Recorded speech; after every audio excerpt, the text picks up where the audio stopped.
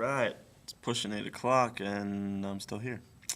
Well, we're on to point 14, so if you could just turn to point 14 in your notebooks, we can go over this last one, and it's understanding heat. Now, obviously, these three little short videos isn't giving you great knowledge of everything in the chapter, but these are the 3 points that are the most important that you probably will need to know. So really, truly, I hope you understand these 3 points. Last but not least is heat. Now, heat is the thermal energy transferred between 2 objects of different temperatures. So you have these ice cubes here, nice and cold, and this bucket of water. Now, if I put the ice cubes, got a little wet there. Put the ice cubes in the bowl. Bowl is obviously at a certain temperature. Now I have this can of soda, which is very warm. It was sitting in my car. And I have this cold water. So all heat is the transfer of thermal energy from 2 objects of different temperatures. We got a cold bottle or a cold bowl of water and a hot soda. So remember, heat is the transfer of thermal energy from 2 objects of different temperatures. Now, it seemed like some of you were getting confused here, so let's go over one last time. When I stick the soda in here, the ice is not transferring its energy onto the soda. When I put my soda in this cup of water, or this bowl of water, the heat from the soda is actually colliding with the water molecules. Alright, so when I put this hot can of Coke in this pretty ice cold bowl of water, the ice and the water is not transferring energy to the soda. The soda is transferring its energy to the water. So it wouldn't be from the water to the soda, it would be from the soda to the water, because heat and energy always transfers from the hotter object to the cooler object. Now we're going to get into conduction, convection, and radiation in a second, but just remember, it always transfers from the hotter object to the cooler object. Now, the hotter particles in the soda are moving very fast, and the cooler particles, or the cold particles in the ice, are moving very slow. So when I put the soda in here, the particles in the soda that are moving fast begin to slow down, and the slower particles in the water begin to speed up. Now, when they're at the same temperature, which is the same what? Average, that's when they stop transferring energy. That's when the soda will stop transferring energy. The water will melt, the soda will get cold, and eventually when they're at the same temperature, that's when they'll stop.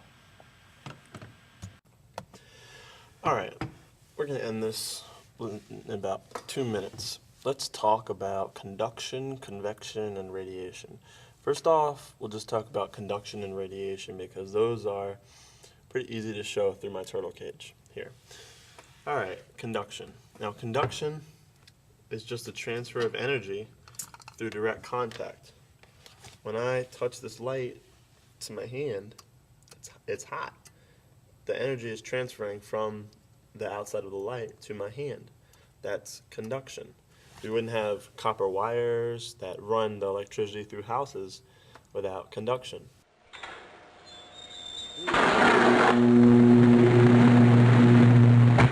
Now, how it relates to the turtle cage is kind of cool. It involves the radiation part.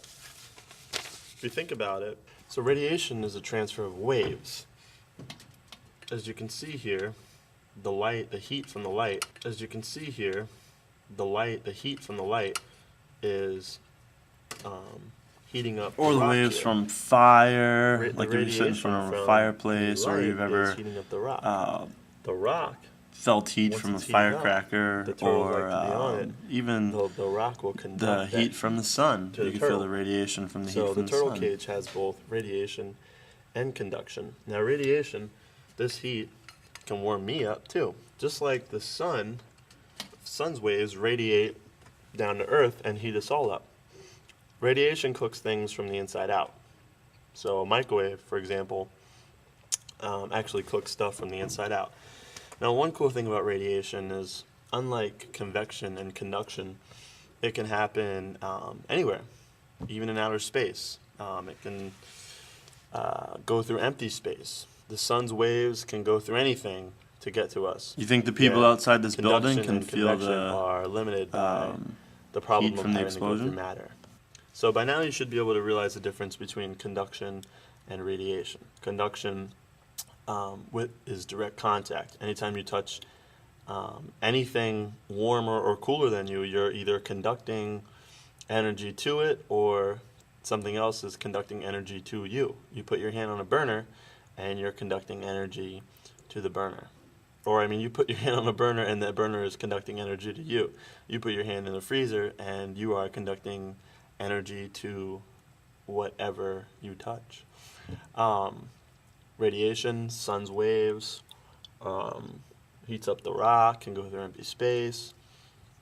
This is not very difficult terms compared to what we're getting into, so it kind of scares me that I'm not getting this part, because we're about to do atoms, periodic table, waves, and then that's when it gets real rough.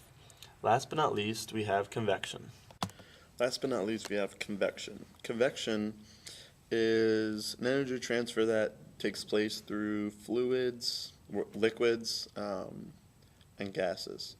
Liquids and gases. So convection is when a large number of particles with a certain temperature move into an area and heat it up.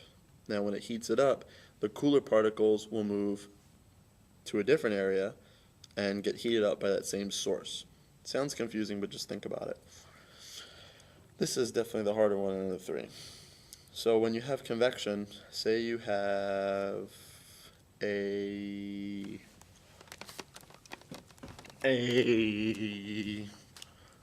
garbage can. It's garbage can, right?